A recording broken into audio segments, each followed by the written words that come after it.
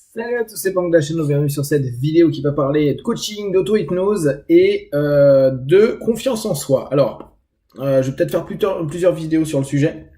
Depuis quelques semaines, je fais des tests donc sur un travail auto-hypnotique. Je rappelle, pour les personnes qui connaissent pas vraiment l'auto-hypnose, c'est exploiter les trans dans une orientation, qu'elle soit thérapeutique, sportive, développement perso, bien-être, mieux-être, ou même éventuellement expérience moins sympa, un peu plus dark, pour voir un petit peu ce qu'on a dans les tripes. Et c'est pas vraiment bien à faire, je vous avoue que c'est pas très très fun. Néanmoins, ça nous permet d'expérimenter. Et dans cette dynamique-là, je me suis dit, voilà, la transe, je commence à assez bien jongler avec. Depuis pas mal d'années, avec différentes expériences, que ce soit au niveau sport, que ce soit au niveau maladie, que ce soit au niveau psychique, écriture, sur plein d'éléments, j'utilise la transe pour voir où est-ce que ça m'amène, ce que ça peut faire, et donc cette communication entre le conscient et le subconscient.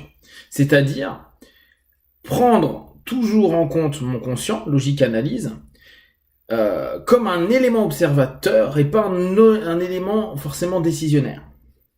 Alors, je vous rappelle, à mes yeux, on est assez rarement dans le choix. La plupart du temps, on est sur des décisions binaires, 0-1, oui, non, je fais pas, etc. Et on a dès lors une forme de réflexion qui peut nous faire croire qu'on a du choix, sauf que en réalité, on a déjà pris un paquet d'options en amont, de façon subconsciente, et que le conscient va simplement prendre une décision en 0-1, oui, non, j'accepte pas. À noter que il semble que le cerveau ait déjà pris une décision quelques secondes avant, je crois 6 ou 7 secondes avant, que nous-mêmes, nous ayons consciemment l'impression de prendre la décision. En partant de ce postulat-là, je me suis dit, attends, si en réalité, le conscient qui me donne de la logique et de l'analyse, logique et analyse qui est essentielle dans un monde comme le nôtre, dans notre logique psychosociale, il y a des règles, il y a des lois, il y a des logiques, il y a des normes. Donc, il faut penser, il faut développer notre conscient pour exploiter au mieux les règles, les normes, les lois, les comprendre et avoir la logique commune, acceptable, qui nous permet de voguer de façon le plus juste possible, ou en tout cas avec le moins d'accro possible sur ce milieu-là. Ce qui fait que dire qu'il ne faut pas de conscient ou d'être inconscient, c'est pas très malin, c'est pas très logique. Néanmoins, nous ne sommes pas simplement la logique et l'analyse.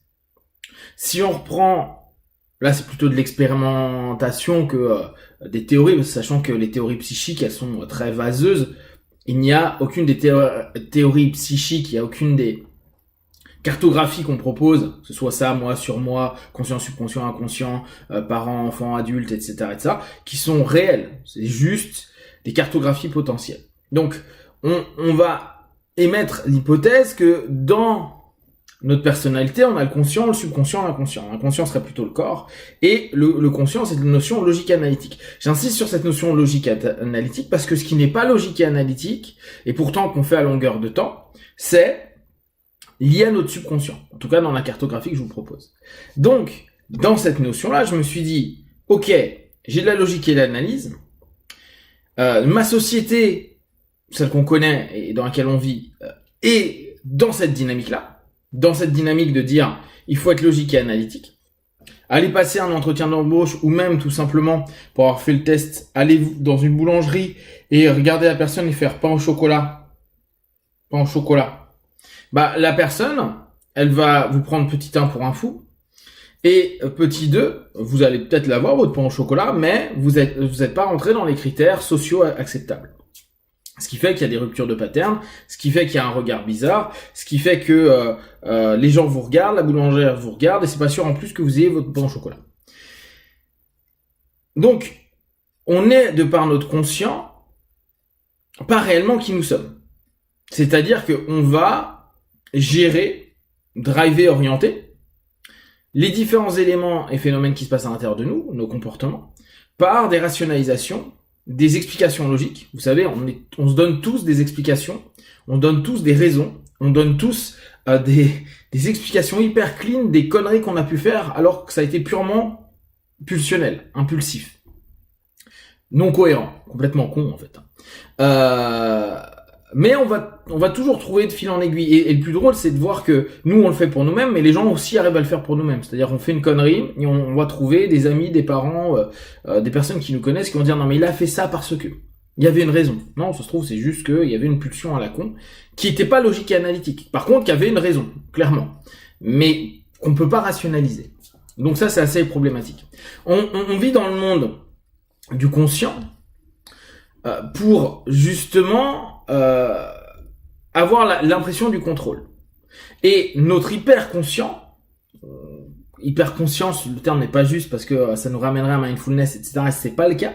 Mais cette volonté d'être dans le conscient, nous angoisse. Parce que le conscient, vu qu'il est logique et analytique, il a besoin de faire des plans, il a besoin que les plans se déroulent comme prévu, il a besoin d'anticiper ce qui peut se passer.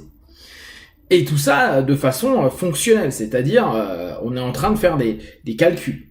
Et dans ces calculs-là, on se dit, ok, si je pars en vacances, je prends l'avion à telle heure, ça me coûte tant, je vais aller à telle destination, dans tel hôtel, après je vais prendre telle voiture pour aller dans tel endroit, etc. Sauf que la vie n'est pas toujours aussi logique et tout ne se passe pas comme prévu. Et même si ça se passe comme prévu, ce qu'on avait potentiellement projeté peut ne pas répondre à ce que l'on va vivre, ressentir et percevoir. Donc, notre notion conscient, plutôt liée au centre mental, est certainement ce qui nous est le plus demandé dans notre société actuelle. Je vous rappelle que on est une société de mentaux, en tout cas on a tout géré pour que ce soit le centre mental qui prédomine, et on est dans une dynamique où nous ne sommes acceptés et acceptables qu'à partir du moment où on arrive à raisonner et à donner un ensemble d'arguments d'orientation logique et analytique de ce que nous sommes. Donc, notre rapport pulsionnel au corps ou aux émotions est moins accepté ou acceptable que notre notion intellectuelle. Si quelqu'un s'exprime bien par rapport à ses émotions, par rapport à ses sensations, que ce soit au travers du sport, de l'art, au travers d'une expression commune et acceptée même par le centre mental, il y a potentiellement une notion à se dire c'est bien, c'est pas con, c'est plutôt sympa ce qu'il dit, etc., etc. Alors que c'est simplement une orientation consciente et acceptable, c'est-à-dire très mentalisée de notre société qui est là. Donc, dans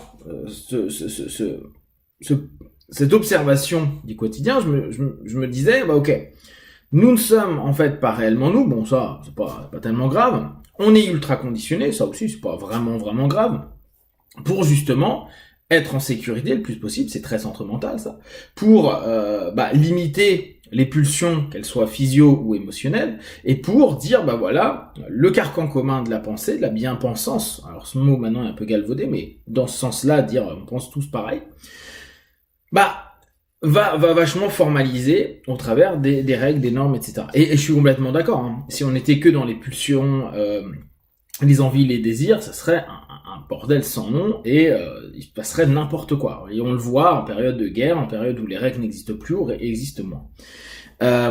Donc, de ce postulat-là, je me suis dit, ok, qu'est-ce que ça ferait si tu te centrais pendant tes trans en tant qu'observateur via ton conscient, et que tu laissais en mode automatique ce que le subconscient et l'inconscient est en train de vivre, sachant que, en fait, tu vis jusqu'à aujourd'hui globalement grâce à lui.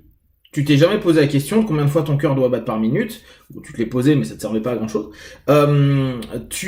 Tu as des réactions et des comportements qu'on sait qui sont des patterns dans le subconscient qui ont été formalisés au fur et à mesure de mes expériences, mes retours d'expérience et de ce que j'ai appris et compris. Et donc, en gros, ma notion consciente, elle est très limitée dans mon quotidien.